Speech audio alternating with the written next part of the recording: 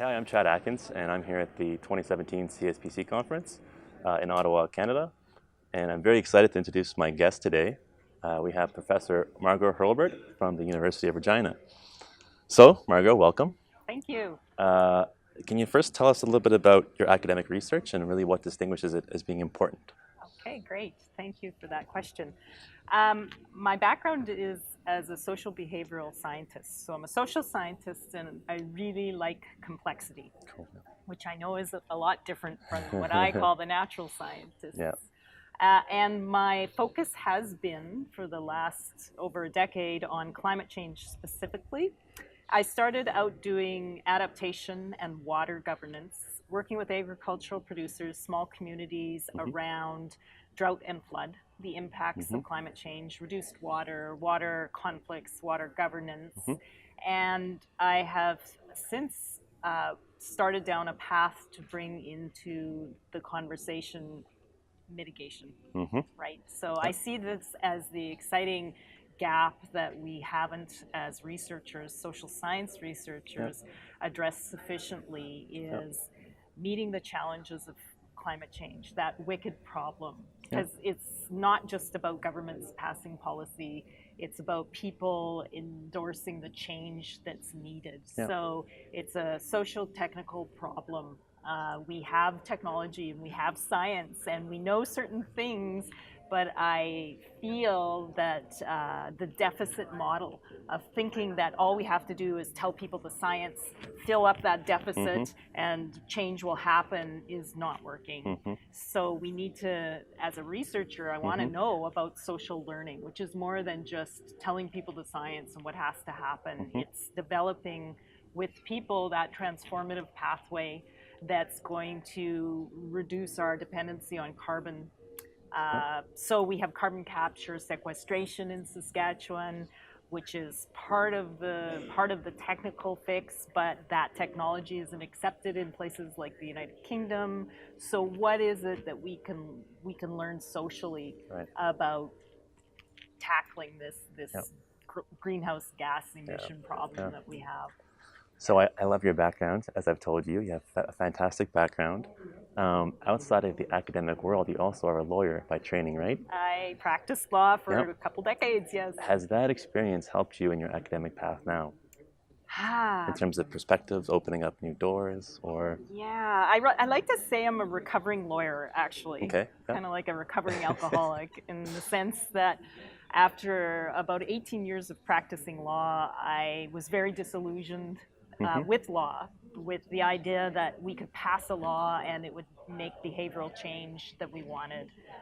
I was disillusioned working in the area. I had a constitutional law master's degree in Aboriginal water rights, and I was somewhat disillusioned with tackling complex environmental problems and in Canada balancing diverse interests through a court system, battling it out in a conflict-ridden forum.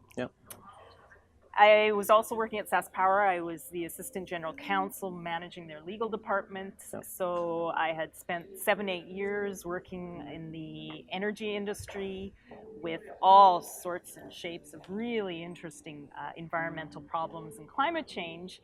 And the opportunity came up. The president of the SaskPower board was the president of the university, came up to apply for a tenure track position.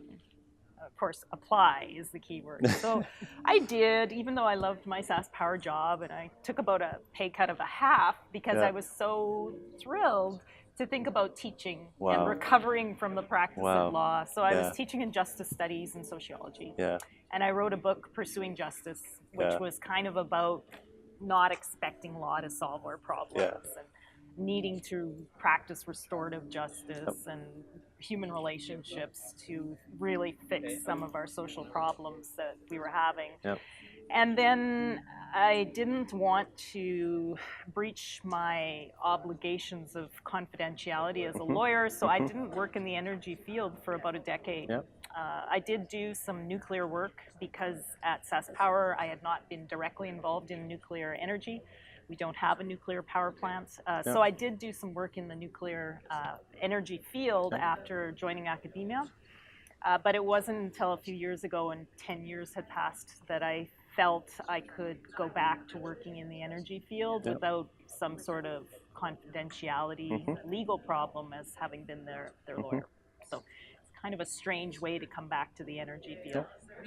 Now, from what I've heard, you're definitely passionate about climate change, and Yes. yep. And so I know you're involved with the IPCC report, Yes. which I also that's thrilling for me to be talking to you for that reason. I'm going to ask you a big question now, and this is a little harder to answer. Yes. If you were to look at sort of the government of Canada right now in its current state, I think it just has recently passed legislation to try to regulate carbon emissions. Are we doing enough? How do you think we are being seen on the global scale? Is that an okay question to ask? Different questions. So Yeah. I just know from my international connections, there was a state of euphoria when Canada came back to get involved in the Paris commitments after having withdrawn from Kyoto. So definitely Canada is seen as a leader on the international stage, and they're very, very happy to have Canada at the table as opposed to some of our neighbors that'll go unmentioned. Is Canada doing enough? So Johnson Chayama Graduate Public Policy School, where I work, we just released a policy brief on carbon. So it's a very difficult question coming from an oil and gas rich province like Saskatchewan, where we have a premier who has been dragging his heels on that question, and I'm still not certain. I know he's going to come out with some sort of policy into the future. I'm not sure what that is. Are we doing enough?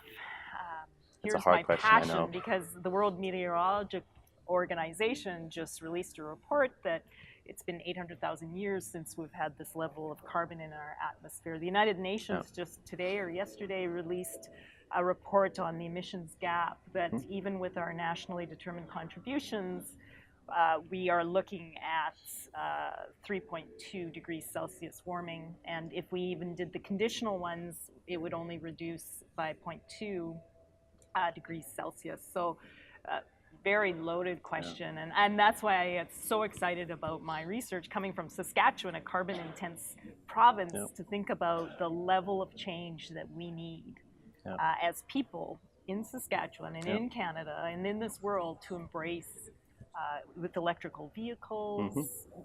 There's wind, there's solar, there's so many other clean energy options we need to explore and think about our behavioral changes and our support for carbon policies. So it's a long road. An exciting road, though. An exciting road, perfect. So is there anything, if people listening at home, if they wanted to learn more about your research or your work, is there a way that they can find out more about you? Sure, they can email me. It's margot.hurlbert@uregina.ca. They can look at my website at the Johnson Chayama Graduate School of Public Policy, University of Regina, which will have my contact details on it. I'm also working on the Intergovernmental Panel on Climate Change, on risk decision-making and sustainable development. So I am looking for information to help me from other academic researchers to write that report. Margot, I really appreciate you taking the time to talk today. No, thank you, Chad. Enjoy the rest of the conference. Thank you. Great to meet you.